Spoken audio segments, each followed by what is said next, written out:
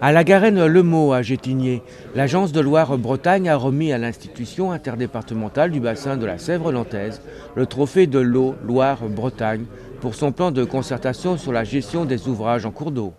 Alors l'esprit des trophées, en fait, c'est de récompenser des actions exemplaires, de montrer un certain nombre d'actions qui ont donné des résultats au niveau de la restauration ou de la protection des milieux naturels et de la qualité de l'eau. Donc l'esprit des trophées, c'est on dépose un dossier, on sollicite de concourir, c'est un concours en fait.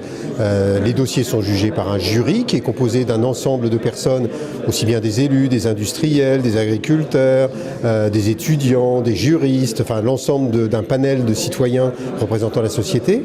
Alors sur le dossier de l'institution, ce qui nous a absolument intéressé, c'est d'abord la nature du projet, puisqu'on s'attache à un chantier qui est celui de la restauration morphologique des cours d'eau, donc éviter que les cours d'eau stagnent, faire en sorte qu'on ait une libre circulation des sédiments, des espèces piscicoles et qu'on ait une amélioration de la qualité des eaux aussi par ce biais. Donc c'est un chantier qui est difficile, qui est prioritaire sur notre territoire parce que c'est un des enjeux fondamentaux sur l'ensemble de l'ouest de la France. Le deuxième critère qui a fait que ce dossier a été retenu, c'est le nombre d'actions qui sont engagées, donc c'est ce critère de résultat. On a pu montrer qu'on avait fait beaucoup de choses sur la Sèvre nantaise en matière de restauration des milieux aquatiques, soit réalisées, soit en cours, c'est-à-dire en études, en projet, mais sur lequel on sait que désormais on va pouvoir passer demain à la phase de mise en œuvre. Et puis le troisième critère qui a été extrêmement important dans la sélection de ce dossier, c'est la méthode. C'est la méthode qui a été utilisée puisque, comme je l'ai dit, c'est la logique d'exemplarité. Donc l'idée, c'est une méthode qui a marché à un endroit, on va la faire savoir à d'autres endroits pour qu'ils l'utilisent et qu'ils aient aussi des résultats.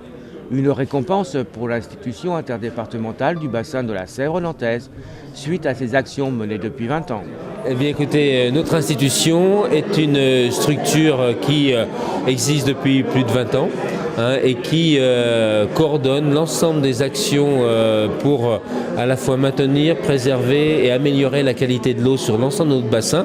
Et le bassin de la Sèvre nantaise, c'est 130 communes qui sont couvertes, si je puis exprimer ainsi, par 7 syndicats de rivières.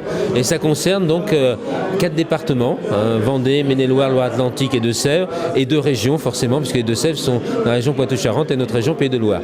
Alors c'est des actions qui sont à la fois dans comme je disais, dans la sauvegarde, la préservation, mais aussi dans la mise en œuvre de ce qu'on appelle la bonne continuité écologique.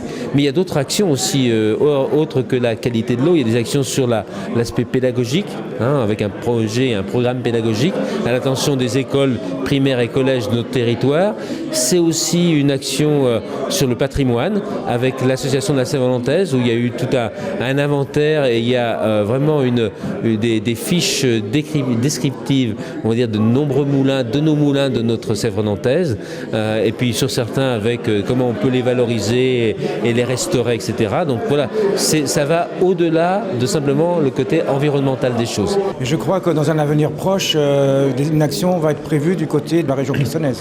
Voilà, donc notre siège social, qui était jusqu'à présent sur Mortagne, officiellement, mais notre siège administratif était sur La Roche-sur-Yon. Les deux, le siège social comme administratif, va se déplacer à Clisson et s'installer à Clisson, puisque nous avons fait l'acquisition de moulins du Nidois à Clisson, que beaucoup de Clissonnais, je pense, connaissent. Cette acquisition, il va y avoir des travaux qui vont s'engager dans l'année, là, et nous devrions rentrer dans les murs, on va dire, en 2013. Je pense que les habitants de cette belle ville de Clisson vont apprécier qu'on réutilise un patrimoine de notre rivière. Le trophée de Loire-Bretagne n'est bien entendu pas un aboutissement. Beaucoup d'actions restent à mener pour la Sèvre nantaise.